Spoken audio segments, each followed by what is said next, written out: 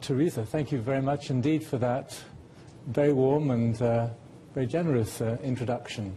It really is a great pleasure to be here in Chicago for the very first time. I've never been here before.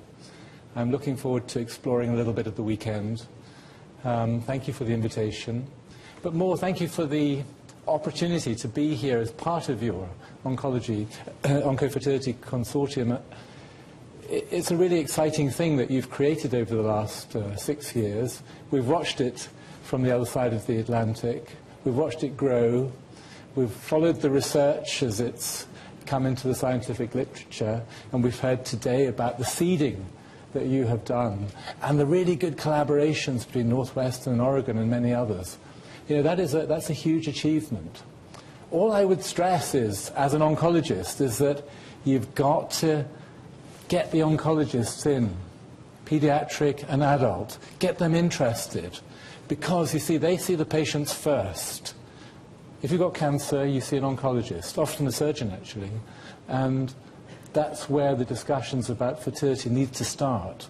So don't leave out the oncologist, and you're thinking, I know you haven't, but it's just important to stress it. So I have no financial or competing interests to declare. I'm hoping that the slides are going to work today.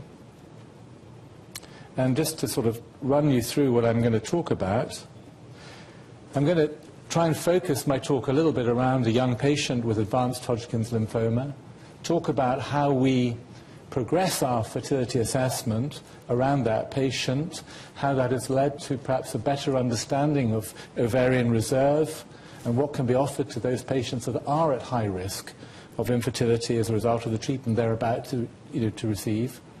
I'm going to talk about our own Edinburgh experience of cryopreservation, because we've been doing it since 1996, and I'm going to touch on the work of Evelyn Telfer in terms of in vitro growth and maturation, and if there's time, a little bit about the boys as well.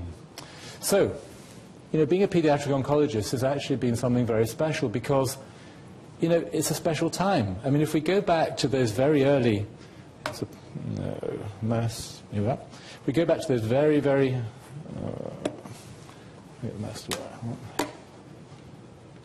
sorry, I don't think the pointer's working, I'm afraid. Oh well, we'll go with this one.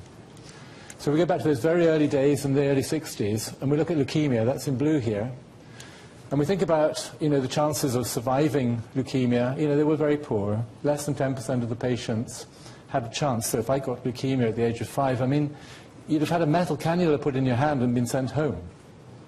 Maybe you'd had a blood transfusion. I mean, there wasn't much treatment. And look what's happened in our lifetimes, such that already by the 2000s, over 80% of our patients with leukemia are 5-year survivors.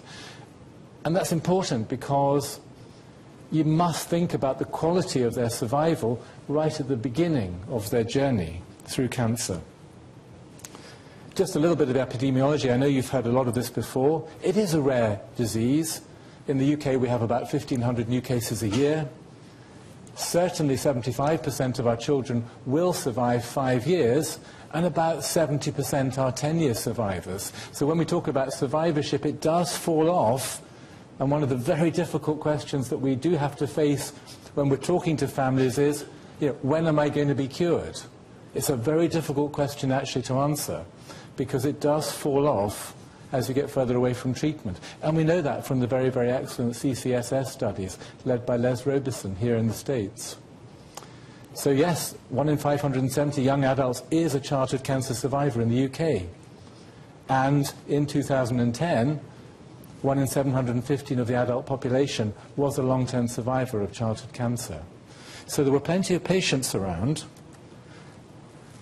If we look at it sort of demographically, this is quite interesting. These are the increasing numbers of survivors, but what I want to draw your attention to is look at how many of them are now over the age of 40. Look at how many of them are in this group where fertility really counts. And when I do see my patients for follow-up, as we do, we don't discharge them. When we see them and talk to them and say, look, the chances of your cancer coming back are actually very, very small. Yeah? If you have a lymphoma, and you're clear after 2 years, it's unlikely to come back. Brain tumours are a bit more complicated. Brain tumours can come back many years later. So it does depend on the type of cancer. But as we get further away from treatment, the discussion about fertility assumes much greater importance and has to be addressed. And if we're going to address it, as you'll see, we have to address it up front, right at the beginning, which is why you have to engage the oncologist from the start in this whole journey that our patients are going on. When we're thinking about childhood cancer now, we're not just thinking that you've got a 90% chance of dying, a 10% chance of surviving with your leukemia as it was in the 60s. No. We're expecting 80% of our patients to be alive 5 years later, so we've got to continue to sustain those survival rates but minimize the late effects. And that means thinking about which patients need the potentially damaging treatments like alkylating agents, radiotherapy to their pelvis, radiotherapy to their uterus. So it's a balance. We want to continue to cure as many patients, but we must minimize the late effects. So let's think about it from the point of view of a very real young patient of mine, with her permission, I add, who was 15 when she presented. Here she is sitting in our teenage cancer unit, looking reasonably happy, a little bit scared. She's got her mobile phone to hand. She's actually watching the television. There is room for her parent to stay. There's a private toilet. So there's quite a few things that make it reasonably okay. The hubbub of a children's ward, she's slightly removed from that, and she's not surrounded by elderly patients with cancer. So it's a nice environment for her. She presented with a rather unusual history. She actually presented with itchy feet, can you believe? Itchy feet. So it took her a long time before somebody realized that the glands in her neck, and then did a scan, were actually a symptom of her lymphoma. So she had stage 4 nodular sclerosing, stage 4B, because she had symptoms of night sweats and weight loss, Hodgkin's lymphoma. She had disease all over the place, from her supraclavicular right down to the inguinal lymph nodes. And when we checked her bone marrow, it was also involved. Look at her PET scan. The PET CT has been a wonderful advance in terms of the management of Hodgkin's lymphoma, actually. These are our PET CT scans. And they are dramatic, aren't they? The red and orange bits are all positive disease. So she's got disease up here in her neck. She's got disease in her spleen. She's got para-aortic disease. She's got disease in the inguinal regions. But look, she's also got disease in her bones as well. So a PET CT scan is a beautiful way of imaging Hodgkin's lymphoma, and really importantly, it's a beautiful way of looking at response to treatment, because response to treatment determines what treatment she's going to have. So right up front, here we have Laura, age 15, frightened out of her mind with this widespread Hodgkin's lymphoma. We have to think about whether her treatment is going to affect her fertility. And the way I've sort of thought about it is in terms of intrinsic factors and extrinsic factors. So, what are the intrinsic factors? What's her health status? Is she well enough to potentially undergo an additional procedure? Is she and her parents able to give consent? What about assessment of her ovarian reserve? How many eggs has she got in her basket, as it were? And I'll talk about that later. And what about the extrinsic factors? What is the nature of the predicted treatment, and does that put her at high, medium, low, or uncertain risk of a premature menopause or acute ovarian failure or premature ovarian insufficiency? So many different terms to grapple with here. Is the time available, or must we start treatment tomorrow? And importantly, is there expertise available if we're going to do something invasive, like a laparoscopic collection of ovarian tissue? In fact, in the UK in children, we can only do it, at the moment, in Scotland and Edinburgh, because the regulatory environment is very difficult. The storage of the tissue is very complicated. The laboratory has to be accredited not just by the Human Fertility and Embryology Authority, but also by the Human Tissue Authority. And that is a process that we have to go through with inspectors on an annual basis. So it's very complicated. Is the time available? And expertise. That doesn't just mean the surgeon, that means the people that store the tissue too. So she underwent several surgical procedures. We had to get the diagnosis, and we had to biopsy a lymph node that was in her upper mediastinum. We had to put in a thing called a portacast so we could deliver her chemotherapy. And we decided to proceed with laparoscopic ovarian biopsy and cryopreservation of ovarian cortical tissue for her, because I felt she was at very high risk of requiring radiotherapy to her pelvis, which was going to sterilize her, but also affect her uterus too, and that had to come into the discussion, as has already been pointed out by Dr. Robbins. So this is the treatment she was going to receive. This is actually a European study which I'm heavily involved in Hodgkin's lymphoma. 14 countries in Europe. We've actually got 2,000 patients under the age of 18 now in this study. What is the study about? Well, you give chemotherapy up front, and then this is the critical thing, the response assessment. And the response assessment is all about the PET-CT scan. So we know with Hodgkin's lymphoma that all the disease doesn't just melt away. You're often left with residual abnormalities, but if they're PET positive, that's an inadequate response, and you get radiotherapy.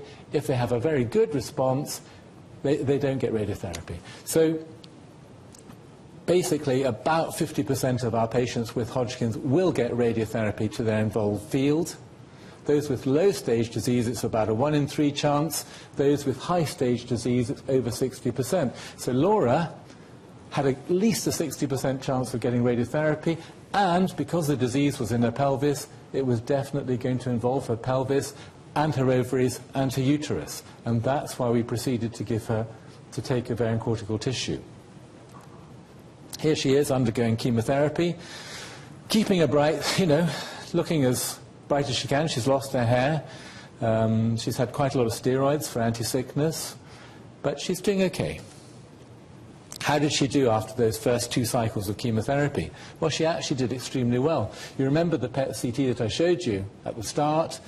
Lots of areas of high signal all over the place, and actually you can't see that many areas of high signal. But unfortunately, there are still areas of high signal in the bones. So she actually did not have an adequate response, she had an inadequate response. So although the disease had all decreased by more than 50% in volume, the PET scan was largely negative. It was still positive in a few areas, particularly in the bone, and she did have to go on and have involved field radiotherapy, so I was delighted that we had taken ovarian cortical tissue from her. So we need to have some help from the radiotherapist to say, well, where are you going to irradiate? And this is a very complex radiation field for them to deliver. It took 12 hours of planning.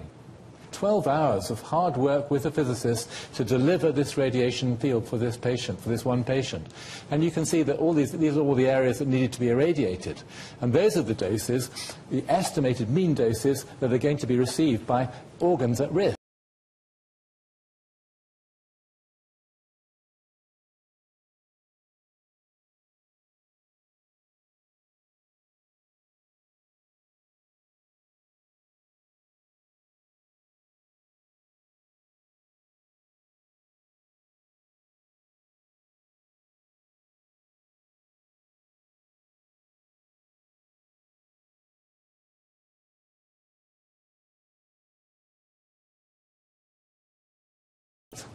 Certainly one ovary is going to be within the radiation field, but the other ovary is a little bit away from it and not quite sure exactly where it is. So that's another difficult question. After treatment, she did extremely well. She's looking happy now, so her hair has grown back, and she's with a very famous guest, someone called Ellen MacArthur, around the world yachtswoman, who you may have heard of, I don't know. So we come back to this risk assessment for fertility preservation, which has to be done up front at the beginning of treatment, in my view. It has to assess the intrinsic and extrinsic factors. Let's have a think in a bit more detail about the risk of infertility. And let's think about chemotherapy and the diagnosis. So I've classified the risk into low, medium and high. It's entirely arbitrary. Some of the patients, some of the cases that you heard earlier, perhaps were high risk. Now, certainly a patient that's going to have radiation to a field that includes their ovary would be at high risk, and more about that later. But those sort of patients with standard risk, acute lymphoblastic leukemia or a Wilms tumour just going to have chemotherapy, at low risk. And then we have this large group of patients at medium risk. But the thing I want you to notice is that Hodgkin's lymphoma is in all three groups, because it's not the diagnosis that counts, it's the treatment that's going to be received by the patient. And that's not, that easy to predict at the start, as I've already alluded with Laura. So if it's low-stage disease and they're just going to get 2 cycles of chemotherapy and then stop and no radiotherapy, low risk. So perhaps we wouldn't want to necessarily do an additional procedure and collect cortical strips. If they have high-stage disease and they're going to get 6 cycles of chemotherapy, which includes alkylating agent, with or without radiotherapy, intermediate risk, medium risk. But anyone that's going to get pelvic radiotherapy, like our patient Laura, is definitely at high risk, and those are the sort of patients in our Edinburgh practice that we will offer ovarian cryopreservation to. So yes, we have this whole list of drugs that we're worried about in terms of causing infertility. It's definitely dose-related, but it's also individual, because I'm sure it depends on an individual girl's ovarian reserve as to how they respond to these drugs. And yes, radiotherapy to the hypothalamic pituitary axis, or a field that involves the testes or ovaries, is a very high risk factor. And most importantly, the prepubertal gonad, just because you're prepubertal, there is absolutely no evidence that you are protected. So that was something that some people have got in their minds, that the prepubertal gonad is protected. It is not protected. So what do we know about radiation-induced ovarian damage? Well, we know a little bit. We used the early work of Faddy and Gosden, actually, in this curve, which they produced about the number of eggs in the ovary from birth to the menopause, to try and estimate the effect of radiotherapy on our patients. So we had a cohort of patients. We knew what dose they'd received to the ovary. We knew what age they were when they'd received it. And we knew what age they were when they developed premature ovarian failure. And as a result, we were able to calculate that the lethal dose to destroy 50% of their eggs was less than 2 gray. Now that is a low dose. It's not a big dose. And that we published in 2003. As you've heard, we developed that a little bit further. And in 2005, we were able to work out effective and mean ovarian sterilizing doses, such that a dose of about 19 gray will sterilize at 7 years, but a lower dose, 11 gray, is required to sterilize at 42 years. This is helpful information. So please, Mr. Radiotherapist, tell me what dose is going to be received by the ovary furthest away from the radiation field. Not always easy for them, but if they can tell us, then we can at least begin to counsel them as to their risk of going into a premature menopause. This is just another way of looking at it. Perhaps it's easier to understand. What we've got here is age-stratified risk of acute ovarian failure, with age along here, so the young patient of 5, the older patient of 30, and you can see that this is the effective sterilizing dose here. The effective sterilizing dose is about 19 gray at the age of 5, but much less, about 14 gray for a 30-year-old, because they've got less eggs. So age is important. The younger the patient, the more they can actually tolerate in terms of dose. This is just another graphic way of looking at it, which I find quite helpful. So here we've got 4 different panels, 4 different doses. So 3 gray, a small dose received by the ovary furthest away from the radiation field, up to 12 gray. What I'm trying to show here is this is age at treatment along the bottom, and age, or hypothetical age, at which you're going to develop ovarian failure on the y-axis. So if you have a small dose, 3 gray, at the age of 10, we would estimate, in terms of counselling, that you're going to develop a premature ovarian insufficiency in your mid-30s, with a relatively wide range. As the dose gets higher, you can see that at the age of 10, you're already going to develop premature ovarian failure by 15. So that's why dose is so important. to be able to say what is the dose going to be received by the ovary that's furthest away from the radiation field.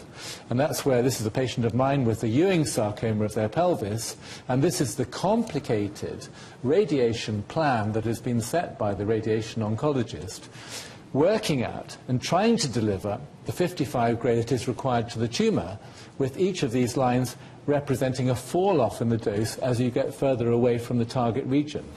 But what is the dose received by the ovary furthest away from the radiation field? That's what we want to know. We know that one ovary is already going to be effectively lost, but what is the dose received by the ovary furthest away? And it's difficult. But we do need to ask them to spend some time and try and work it out so we can counsel our patients effectively. So that's a little bit about the nature of the predicted treatment. What about the intrinsic factors, and particularly, how able are we to assess an individual patient's ovarian reserve? Well, it's very difficult, isn't it? I came across this egg store in Quito in Ecuador last year, which I thought was a kind of surrogate human ovary. But how many eggs have you got in that ovary? Because it's rather like height, isn't it? If I've got a very short boy who's going to have radiation to his head for his brain tumour, I'm very worried about his growth, because I know that growth hormone deficiency after radiation to a field that includes the hypothalamus and pituitary will cause growth hormone deficiency. But if he's already on the 75th centile for height, perhaps the fall-off isn't going to be quite so dramatic for him. So it would be lovely to be able to know where our patients was in terms of their ovarian reserve. And this is some work that we did to try and understand better how many eggs we were born with and how they were declining with increasing age. So we found 8 quantitative histological studies. 3 of them actually involved mainly fetal material. Some of them were very old. The Baker block data and also Baker data, 63, 53. So it's very old data when they counted the number of eggs that were in the ovary. And a big contribution from Hansen's data in 2008 of 122 samples. And using that data, there were 325 data points, we were able to create a model from conception to the menopause of the number of eggs that you've got in your ovary. This model was actually quite strong. The R-squared was 0.81, which means that 81% of the variation in the number of eggs you've got in the ovary is accounted for by age. How many eggs have you got? Well, on average, at birth, you've got about 300,000. But a huge, huge variation. 2.5 million down to, what, less than 35,000. So a huge variation, according to our model, in the number of eggs that you are actually born with. And as far as we know, there isn't any additional contribution available. You run out. You don't produce any more. And what was interesting about our model is that it actually predicted an age at menopause of just under 50 years from those 325 data points and this complicated mathematical modelling that Tom Kelsey created. So I think this begins to help us understand how the eggs decline within the ovary, but it doesn't help us, does it? Because where is our patient? Are they born with lots of eggs, or average amount of eggs, or few eggs? Because I think that's what determines whether they're going to have an early, average, or late menopause. So clearly, if they're average and they have a hit, they're going to develop ovarian failure here. But if they were low average, the hit might be greater, and the development of premature ovarian insufficiency much earlier on. This is another graphical way of showing it, a sort of ski slope kind of diagram, where you can see that the percentage of MDF population remaining obviously declines dramatically with increasing age, such that already by the age of 30, you've only got 12% of what you were actually born with left in terms of the number of eggs. And every reproductive gynecologist knows that, because all of their patients coming for IVF are in this sort of age group, and they are running out. And so that also makes it important for me to try and counsel my patients and say, look, I don't know when you're going to develop a premature ovarian insufficiency. But yes, I think it's going to be earlier than on average. So if it's going to be really important for you to have children, you do need to start thinking about doing it. And that's not an easy discussion to have with young people. It puts a lot of pressure on them.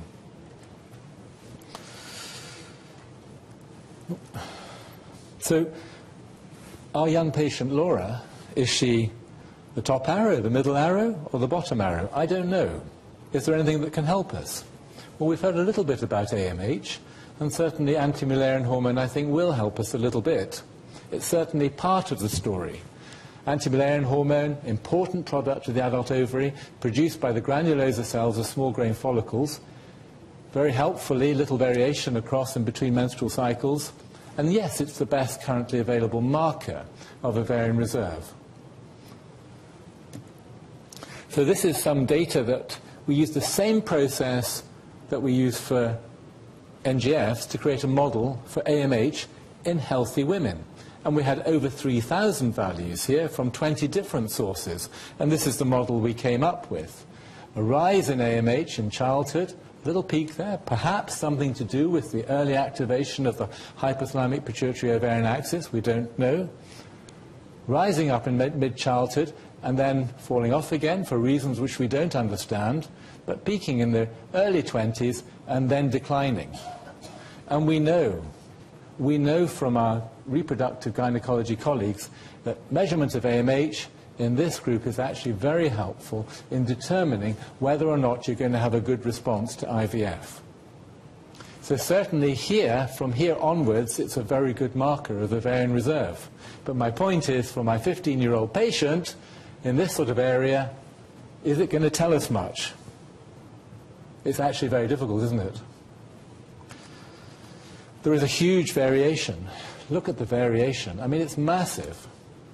It would be worrying, wouldn't it, to have a very low AMH value, but it is rising in childhood. So we need to take that into account when measuring AMH in young people under the age of about 24. Here's some data about AMH in childhood. We measured AMH prospectively. It hasn't helped me understand where somebody is in terms of how many eggs they've got, but it has actually helped us predict whether or not they've taken a big hit in terms of fertility. So there's 22 girls. They had solid tumours, not brain tumours and not leukemia. The youngest was 0.3 years of age and the oldest 15, and 17 of them were prepubertal. Now, the first thing to say is that AMH is detectable in these young patients before treatment, and that it falls off significantly with each course of chemotherapy. So that's important data. We're certainly knocking out those antral follicles, the granulosa cells that are secreting AMH, as we go through our treatment. If we divide the patients into medium-low risk or high risk of premature ovarian insufficiency, using the mechanism that I talked about, so if they're going to have radiation to their pelvis, they'd be high risk, otherwise they'd be medium or low risk, we found very interestingly that, yes, AMH goes down, but it recovers in those patients with medium or low risk of premature ovarian insufficiency. But those at high risk, there was no recovery. And of course this happened in childhood, long before the activation of the hypothalamic pituitary ovarian axis, long before FSH went up. So it is an early marker of acute ovarian failure or premature ovarian insufficiency. So I think it is helpful in predicting the hit that the patient has taken early on, before gonadotrophins become elevated. These are just 3 individual patients which illustrate the point. Here's a 14-month-old with neuroblastoma. Neuroblastoma is a horrible disease, lots and lots of chemotherapy, no recovery in this patient. Here's a 2.4-year-old patient with rhabdomyosarcoma, big hit during treatment, but then an excellent recovery. And here's a patient with Hodgkin's, 14.6, detectable at presentation, falls with chemotherapy, but then recovers to a certain extent in the weeks ahead. So I think AMH is quite helpful in determining recovery, but as yet I have no data to say whether it actually helps us in determining where somebody is in terms of how many eggs they've got in their ovary. So it's detectable before puberty. It falls rapidly during cancer treatment in both prepubertal and pubertal girls. The AMH levels recover in those patients at low or medium risk of gonadotoxicity. It fails to recover in those at high risk and is therefore an early marker of future reproductive impairment. So yes, it's a clinically useful marker helping to guide our patients. You're all familiar with what options we've got for our young patients with cancer in terms of fertility preservation. Embryo cryopreservation, established, not much good for my patients. They don't have a partner.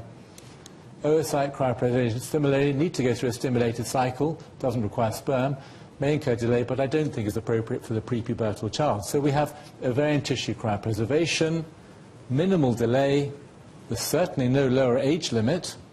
It allows for spontaneous and repeated conception and will allow for future developments, which is really important.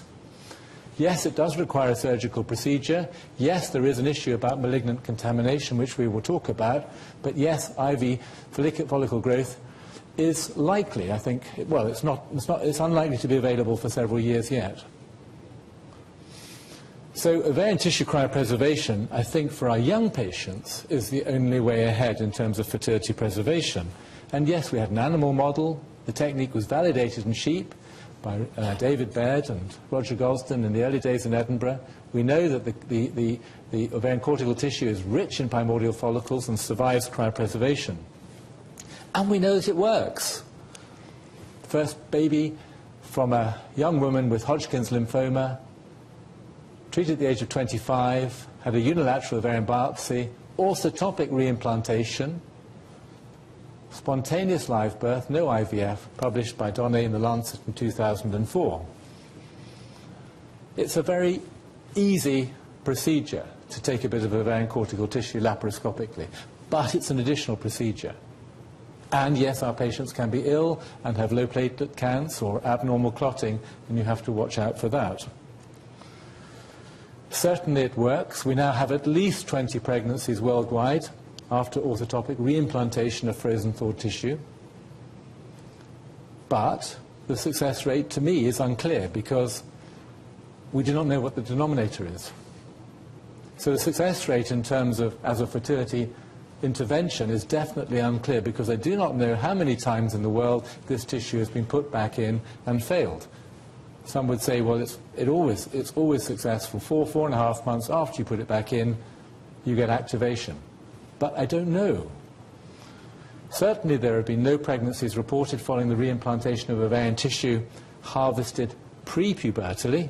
So all of those 20 pregnancies, 20-plus pregnancies, are in patients who were post-pubertal. But young patients, lots of NGF, lots of non-growing follicles, potentially ideal candidates. And Silber et al. Have shown really beautiful work where they have reported their experience of successful fresh ovarian transplantation in identical twins discordant for premature ovarian failure. Fantastic work. 12 pregnancies and 8 healthy babies reported from 9 homozygotic transplants. It definitely works. And Klaus and Sherman recently published in RBM Online a report of 3 women who have experienced long-term, more than 7 years duration of function of ovarian cortical tissue grafts, with the birth of 8 healthy babies in total following a single graft per patient.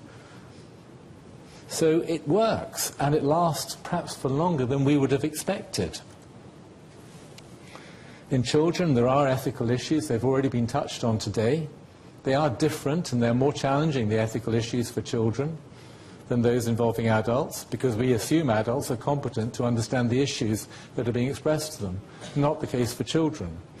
So interventions in children can only be ethical if they can be considered to be therapeutic and in the best interests of the minor. So if you believe that it's in the best interests of the minor, it is appropriate to ask the parents or guardians for consent to do an additional procedure. There are lots of controversies. What about hormone replacement therapy and pubertal induction?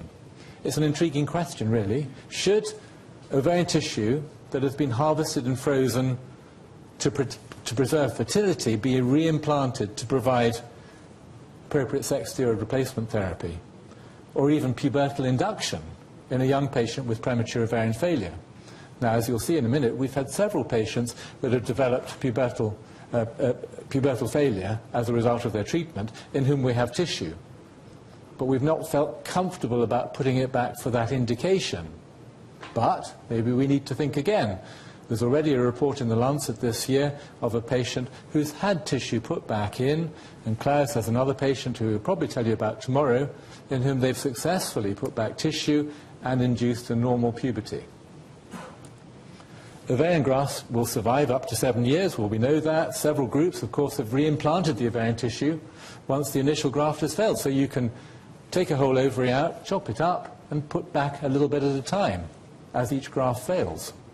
So you can use this as sex steroid replacement therapy, not just for fertility.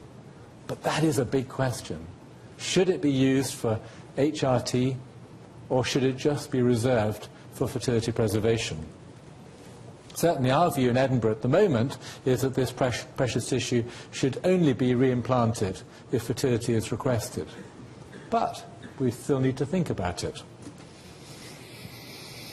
It's a difficult field, this. There's a dearth of well-designed studies to fully evaluate this exciting new technology. We have all these case reports, 20-plus births, they're all case reports.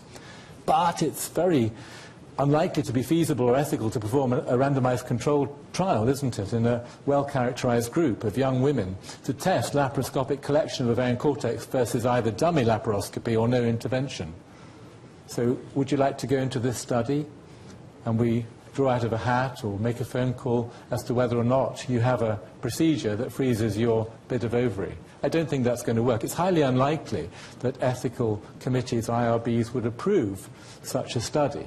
So we're stuck, because the RCT is the normal way that we progress, certainly in cancer medicine, to test a new treatment. It's unlikely to be possible that we can do that, in my view. But it's, where there is uncertainty about a new procedure, and it's an experimental procedure, it is important for it to be evaluated in IRB-approved clinical trials, and in our service in Edinburgh, it is done as a clinical trial. It's a research trial. It's not a service that we provide. And indeed, I was part of the ASCO guideline published in JCO in 2006 that recommended that ovarian cryopreservation and transplantation procedures should only be performed in centres with the necessary expertise under IRB-approved protocols that include follow-up for recurrent cancer. And you'll be pleased to hear that in October next month, this group is reconvening, different people involved, but I'm still involved, and we're going to revise those guidelines, those ASCO guidelines, based on the new evidence. So what is our experience in Edinburgh? We've been doing this since 1996. We've been collecting ovarian cortical tissue from young patients with cancer since 1996. Our criteria, which have always been criticized as being pretty restrictive, is that the patients have to be under 30. I'm only going to address the results from the under 18 patients, but our selection criteria under 30, no previous chemotherapy or radiotherapy if they're aged over 15, but mild non-gonadotoxic chemotherapy if under 15. A realistic chance of surviving 5 years. That's a difficult one, isn't it? A high risk of ovarian failure. Again, it's a difficult one. Informed consent, clearly very important from the patient if possible. Negative HIV and hepatitis serology, and no existing children. So these are the selection criteria that we thrashed out as a multidisciplinary group, including tissue storage, laparoscopic gynecology surgeon, myself, nurses, and came up with. And those are what we came up with in 1995. We modified them a little bit in 2000. Consent is absolutely vital. The procedure is voluntary, it's experimental, and not part of routine practice. So we get informed consent for the disposal of the ovarian tissue if it is no longer required or the patient dies. That's a difficult one to talk about, absolutely essential. If consent has been obtained, it may be used for ethically approved research studies. And this has been very important to our practice, to have this tissue available for research for Evelyn Telfer's laboratory. Separately, we ask if a small amount of tissue can be taken at the time of collection for research studies as well. Not everybody agrees to that. They want most of it to be frozen. And our practice constitutes research that has been approved by our local institutional review board. So we've been collecting tissue since 1996. So let me tell you how we've done. We basically have had 407 cancer patients female cancer patients under the age of 18 years from the 1st of January 1996. And I've divided them into those who were offered cryopreservation and those that were not offered cryopreservation according to our selection criteria. So we had 371 that were not offered and 36 that were offered. Let's look at the offered first of all, 36 of them. 20 actually went ahead, and in 16 the procedure was declined. Well, in one patient it was declined because there were language issues. It was a South Korean patient, and it was just too difficult for them to understand the issues, even with the help of an interpreter. The uterine factor. This is a little child of 18 months with a vaginal rhabdomyosarcoma who was going to have radiation to their uterus and vagina. And on the basis of that, the parents decided not to go ahead. Parental choice in another 3, and just too unwell in another 11. Not enough time, too unwell, platelets low, bleeding diathesis, etc. So we offered it to 36, 20 took it up, 1 of those is deceased, and 4 are still under the age of 12. So we have 15 patients in whom we can evaluate ovarian function who have had tissue cryopreserved. Of the 16 in whom the procedure was declined but offered, we have 9 patients left in whom we can evaluate ovarian function. Of those not offered cryopreservation, the vast majority, 82 have deceased, 96 are still under 12, and there is insufficient information on follow-up for 44 at this stage. Incomplete assessment of ovarian function in 16, and we're working on that. So we have 133 patients in whom we can look at ovarian function who are not offered cryopreservation. The median age of this group is just over 15, so they're very young, and the median age of this group is just over 18. The oldest patient is just approaching 30. So it's a young cohort of patients. These are the 20 patients in whom we've actually cryopreserved tissue. We have cryopreserved tissue from other centres. These are our own patients. So we do get referrals from other centres, and I'm not including them in our data. These are our own patients. 20 patients, the youngest, 1.2 years of age, with a huge Wilms tumour with metastases in the abdomen and in the lungs. Normally, one wouldn't offer ovarian cryopreservation to a patient with a Wilms tumour, but this was a little baby with very extensive disease and a high risk of getting abdominal radiotherapy as part of their treatment. So Ewing sarcoma, some patients with Hodgkin's, that's the patient Laura I told you about at the age of 15. In the early days, more patients with Hodgkin's lymphoma because we used much more alkylating agent-based chemotherapy than we do now. Generally, we take laparoscopic cortical strips, but in the 2 youngest patients, the 3-year-old and the 1.2-year-old, because the ovary was so small, we had to take out an ovary. The procedure was well tolerated and there were no complications in any of the patients directly related to the procedure. So, what are the results? We've got a cryopreserved group, we've got an offered cryopreserved group, but declined, and our not offered cryopreservation group. So this is key. Have we got the selection criteria? Have we taken the tissue from the right patients? Well, of the 15 that are evaluable, we've got normal ovarian function in 5, still on treatment 2, premature ovarian failure in 8, with 1 patient, who I'll tell you about in a minute, who's had a spontaneous birth, despite very convincing evidence of premature ovarian failure. So 8 of those patients have already failed, but remember they're only median age of 15. Of the 9 offered, 2 have failed, 6 seem to have normal ovarian function, and 1 has oligomenorrhea. But the key group for me, of course, is those that we didn't offer it to. the 91% of our patients.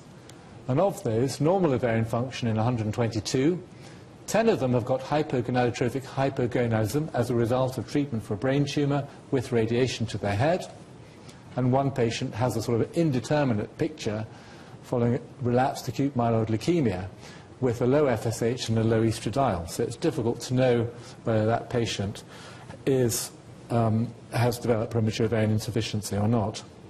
So it seems that we've got the right patients. Those patients with premature ovarian failure have either been cryopreserved or were offered it. So we offered it to 9% of our patients. Quite a small number. And we performed it in only 5%. The procedure was safe and without complications. No patients in our group have so far asked for reimplantation of their tissue. And all patients who have thus developed ovarian failure have been identified. So our Edinburgh selection criteria certainly seem to be holding up, but in terms of the not offered cryopreservation group, they are still young, and some of them are bound to fail early. Reimplantation, we haven't reimplanted any tissue yet into any of our prepubertal patients.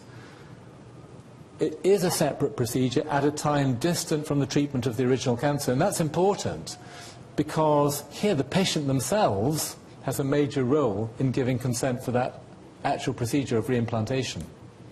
So taking the tissue, perhaps the consent is coming from the parents, assent from the child, but it is truly informed consent for the patient to have it reimplanted later on.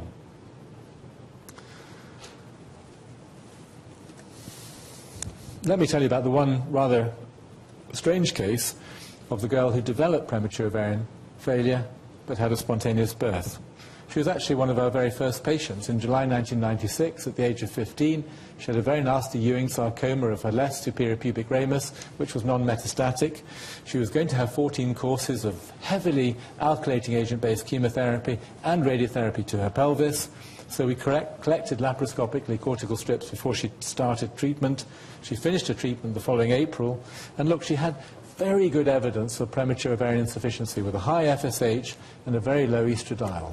And this was repeated on a number of occasions.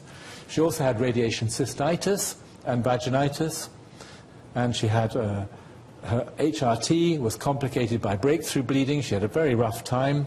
Her uterus wasn't a bad size, though, because she was 15 and she had gone through puberty before she started her treatment. So she'd started her menses, she'd had menarche before she started her treatment, and she had a normal hysteroscopy. Well, she was thinking about having the tissue back, but she became pregnant on HRT. MRI showed distortion of her pelvic inlet, perhaps not surprisingly because of her pelvic radiotherapy, and she delivered by elective caesarean section at 37 weeks, an uncomplicated male infant weighing nearly 3 kilograms. So that was a huge surprise. She had very good evidence of premature ovarian insufficiency. She'd had radiation to her pelvis, and yet she delivered a healthy male infant. This was in 2004. Another complication that worries me is unexpected contamination of the tissue at the time of collection. Very difficult issue, this. Here's a patient of ours with localized disease, Ewing sarcoma, involving the T7 vertebrae. She was 12 years old. We did take ovarian cortical tissue from her. We always take a piece of tissue to look at it under the microscope before it's stored. There was something just here that worried the pathologists. Same bit here, and it stained positive for CD99. And they thought it was consistent with the original cancer, the Ewing sarcoma, being attached to the surface of the ovary. I don't know whether it is or it isn't. There was no other evidence radiologically of spread. It was very difficult to manage the patient. She had localized disease, so she was going to get this protocol, but here, on this additional procedure, she has evidence of metastatic disease. Difficult to manage, so we had to put her through high-dose treatment and autograft, increasing her risk, actually, of premature ovarian insufficiency. And I still don't know. Some pathologists feel that this is definite contamination. Other pathologists look at it and see no very significant reaction in the ovarian tissue beside this metastatic deposit. So it's difficult. but you've got to check it. We're never going to put this tissue back into this girl. That's one thing that's for certain. Never. But as you'll hear tomorrow, they have put tissue back into young patients with Ewing's. They have carefully examined that tissue and not found evidence of contamination. Clearly, contamination of the tissue with malignant cells, particularly hematological malignancies, has been shown in the rodent lymphoma model to cause recrudescence of the disease. And therefore, oocyte maturation in vitro followed by IVF would eliminate this risk. And as you know, we have Evelyn Telfer and her laboratory in Edinburgh, and she is making great strides, I think, in terms of maturing in vitro growth and maturation of NGFs, non-growing follicles, towards antral follicle development, and this she published in 2008. Just a little something which I think is very interesting, looking at follicle initiation at all ages. So here we've got two groups of patients, our very young patients and our slightly older patients. So we've got non-growing follicles, primary follicles, and secondary follicles. And you can see that after 6 days, with Evelyn Telfer in the lab, the very young tissue is less likely to form primary and secondary follicles than the teenage tissue. So there is something about this very young tissue that we don't yet understand. It's not quite so easy to grow in the laboratory. This also illustrates it. Here we've got 3 different age groups. We've got our very young patients, our teenage patients, and the older patients who had lower segment cesarean sections to obtain their tissue. And you can see that after 12 days growth, the mean follicular diameter is significantly increased in the older patients and not so increased in our very young patients. So they don't seem to grow quite as well in the laboratory, the very young tissue. Very interesting. We don't know why. We can speculate. But we do have to have hope that in time, using this 1, 2, 3, 4-step process that we're developing in the lab with Evelyn Telfer, that we will be able to in vitro grow and mature this tissue, particularly for those patients in whom we are very concerned about putting the tissue back. So very briefly, just the last 2 minutes, something about the boys. The boys are just as important as the girls. We have sperm banking available. We've got to encourage our young teenage boys to masturbate and produce a semen sample for cryopreservation because it's established and it works. If they have testes of over about 10 mils, there is going to be something useful there to harvest. And you have to think about, if they can't masturbate and produce a specimen for storage, of going into that testis. We don't do that very often, but we think about it. So young men who can produce semen should have the opportunity to sperm bank before treatment begins. I think we have to think about sperm retrieval for those boys that have testes of greater than 10 mils if they can't masturbate and produce a specimen. But in the UK, storage of gametes is governed by an Act of Parliament, and they have to provide written informed consent for this material to be stored. No option currently available to preserve fertility in a prepubertal boy, and we heard about the experimental work that is going to make this possible in the future. I just want to tell you a little bit about some experience of 7 young men who were teenagers who were offered sperm banking. They all had cancer and they were offered sperm banking. These are pilot interviews with these adolescent males from Adam Glazer and Marilyn Crawshaw in England. And in the discussions, it was a qualitative study. They focused on communication, decision-making, and management of the sperm banking. These are some of the things that these young men said. I was just walking around with it, walking up and down the corridor until I saw a doctor. So he produced this specimen, and he was just walking around with it. It was a bit weird explaining to them what I'd just been through and what do I do with it? And then they said, oh, just leave it in the room. I don't know if it's safe or not because the doctor just walked off in a different direction. So that's their recollection of the experience. They managed to produce the specimen, and God, I've had enough discussions with these young boys about trying to produce a specimen, and rule number 1 is get the parents away, and rule number 2 is get them off the ward, because they can't do it on the ward and they can't do it if their parents are around. But they find it very difficult. But it's not just them that's finding it difficult, it's the staff that are finding it difficult. Oh, I don't know, just leave it. It could have been put more kindly, I think, if you were to die. I've already said that you have to get consent of what to do with this material if you die. I just found out I was diagnosed with it, cancer, and the question comes up if you were to die. So they found that pretty confrontational right at the start. To be honest, it went in one ear and out the other, says another young man. It was just a load of jargon. I didn't understand it at all. All I understood was if I didn't sign this, the sperm, wouldn't be stored. So that's informed consent from me. That is the reality that they just do not understand, because the conflicts, the emotions, they're about to lose their hair, they've got cancer. It's very difficult. But we've got to try and provide semen cryopreservation for our young men who are at high risk. I haven't had a girlfriend since I was diagnosed. I think if I did get a girlfriend, having to tell them that I'm not going to be able to have kids or anything, that's going to be a bit of a shock to them, isn't it? So relationships, yeah, that's affected me getting in a relationship, getting the confidence. I think that sums it up, doesn't it? How low they feel about it, how important this issue is. So in summary, for the males, sperm banking can be considered, should be considered for all males before treatment, and who carry a risk of long-term gonadal damage, but there's currently no option for the prepubertal boy. Much more research is required, I think. For the girls, well, it remains difficult to predict which patients are at high risk of a premature menopause, but cryopreservation of the ovarian tissue before treatment, I think, is the best option for girls and young women who don't have a partner. Orthotopic reimplantation, it works, but so far there have been very few live births, and we just do not know the denominator, the success rate.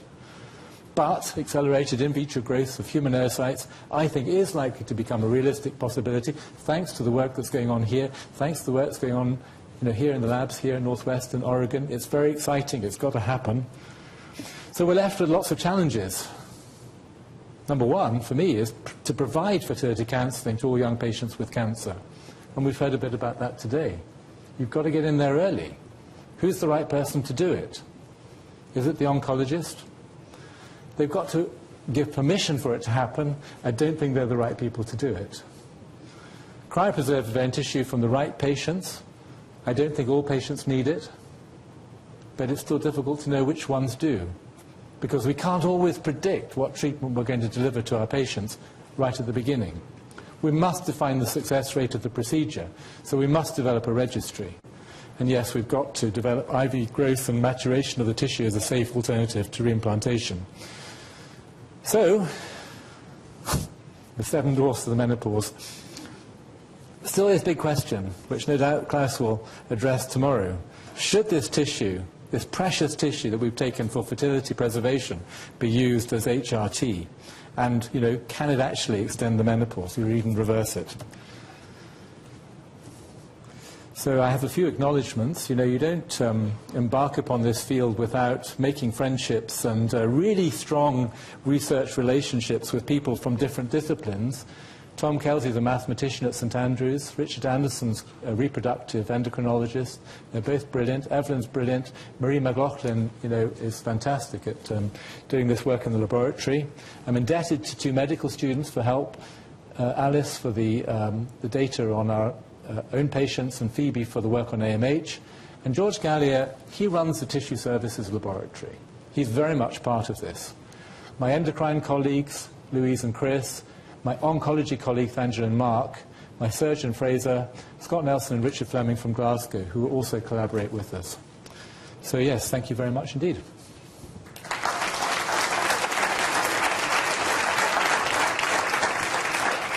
Questions? Thank you very much.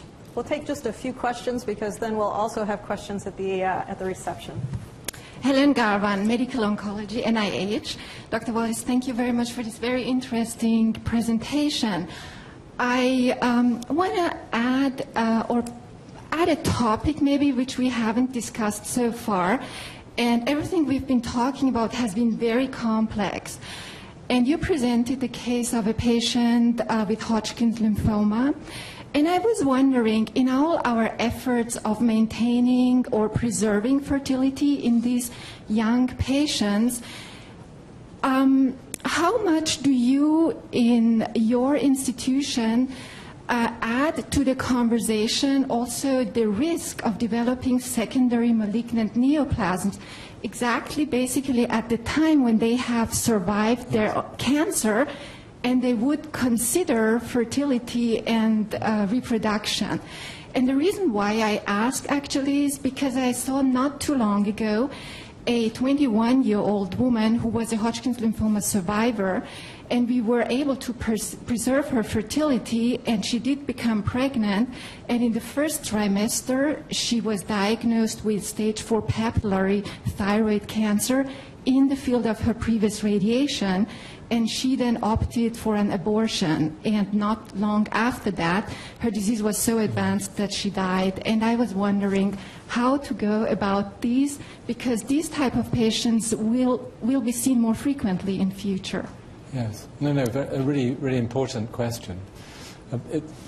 Discussing the late effects, if you like, as they're called, the long-term complications are very important up front.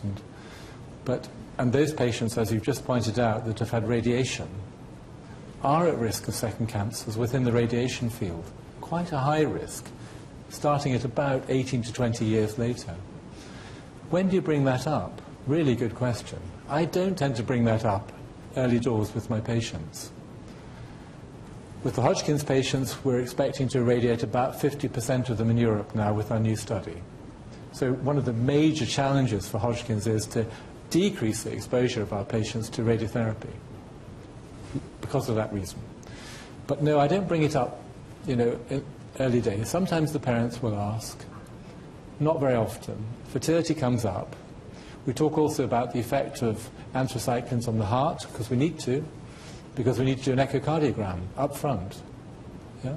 We talk about hearing, because cisplatinum causes sensorineural hearing loss. We talk about renal function, because cisplatinum, ifosfamide, can cause electrolyte loss by the kidneys, which can be damaging to bone health in the future. So there's so many things to discuss, but bringing up second cancer right at the beginning is not one of them at the moment. Jared. Thank you for that great talk. And I also want to state that I should have acknowledged that I used your slides in part of my talk.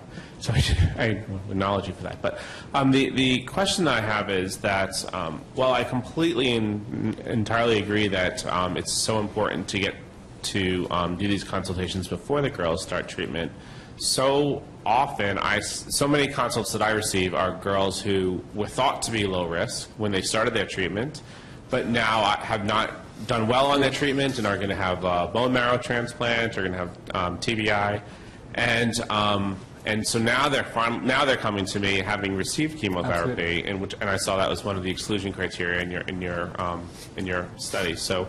Well, I just wanted to pick your brain in terms of what your thoughts are in terms of doing ovarian preservation in these young girls, I'd say all under the age of 10, that have gotten some gonadotoxic chemotherapy and now want to, Well, I couldn't agree with you more. So in 1995, the team, David Baird and company, were absolutely determined not to take this tissue from anybody who'd been exposed to chemotherapy or radiotherapy. And the revision of the guidelines that I just sort of alluded to in 2000 was to include those patients who were going to have total body irradiation for a bone marrow transplant and potentially be sterilized, to get them in. So I argued for that. I actually believe now, largely because of the work that Draw-Myra has done, in that most of his patients in Israel have actually had their tissue collected after several cycles of chemotherapy. And although one would never freeze sperm from a young man who had not produced it up front, who'd started their treatment, I think it's safe to take tissue, ovarian tissue, from a patient who has already started their treatment. And all of Draw-Myra's births have been from patients that have received or are ongoing in their treatment. Of course, taking the tissue, doing a laparoscopic procedure from a patient already on chemotherapy who is potentially neutropenic, thrombocytopenic, immunocompromised, adds to the risk. And I asked him specifically, and he says, well, he's had one patient who did bleed very badly. So we like to get it up front, but I'm increasingly feeling that it's probably safe from the evidence to take it later on. Dr. Anderson. All right. Thank you, Hamish. I enjoyed your talk a lot. So I just want to ask you, so how long follow-up time do you think that we need to have these patients in? Because it may be that they don't lose ovarian function right away, but it may also be that they actually don't last that long, and if it is in the tank, it isn't destroyed. And you may also see the odd patient coming around, which still may have regular menstrual cycles, but she had so low ovarian activity that she actually had difficulties conceiving. Yeah. So, I mean, how long do we, is it better to take out tissue to be safe, or should we say, oh, well, we'll wait until we have seen the outcome? Okay, well, I'll turn it around a little bit and say that my feeling at the moment is that the patients that we have to capture are the ones that are going to fail early, who are never going to develop any kind, go through puberty, who are not going to have regular menstrual cycles. What can we do for those patients that you're alluding to that have taken a hit and are not going to last to their 50 or 40 before they have a menopause? That if we look at them, they might have a slightly high FSH or actually a very low AMH. Surely, what we should be doing for them is putting them through a stimulated cycle and freezing their oocytes.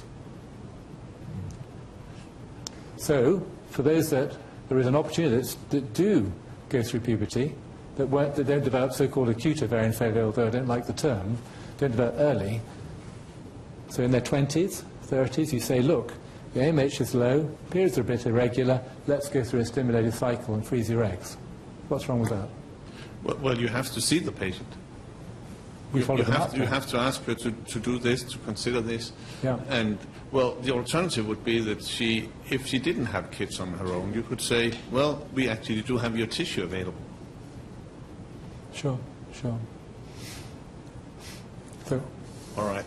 Thank you. Dr. Gracia. I just wanted to comment quickly. I see most of the childhood cancer survivors from the Children's Hospital of Philadelphia, and so I have this conversation all the time about egg freezing in the setting of decreased ovarian reserve, and we do offer it to these patients. Unfortunately, if their ovarian reserve is too compromised, you don't get too many. So then the question is, how many cycles do you go through? How many eggs are enough? It's not free in the States, unfortunately, so those are the questions that come up. So anyway, that was that. Well, exactly. So you probably are more on Klaus's view that we should have taken the tissue early on. Well, sometimes we do take, well, now I'm seeing the teenagers, we weren't doing tissue in 1990s, We do have tissues in some of them, but the question is, with 20 births, is that sufficient? I'd rather freeze their eggs. No, I mean, I think we need more research, and, I haven't actually seen a lot of data about how many eggs that we can actually get IVF for women that have had cancer treatment with low AMHs. There isn't actually a lot of data. We're trying to set this up in Scotland, but it's not easy. Right. And of course, it's going to cost money, isn't it? Yeah. So. Thank you. Difficult. Thank you so very much for this illuminating talk. Thank you. Thank you.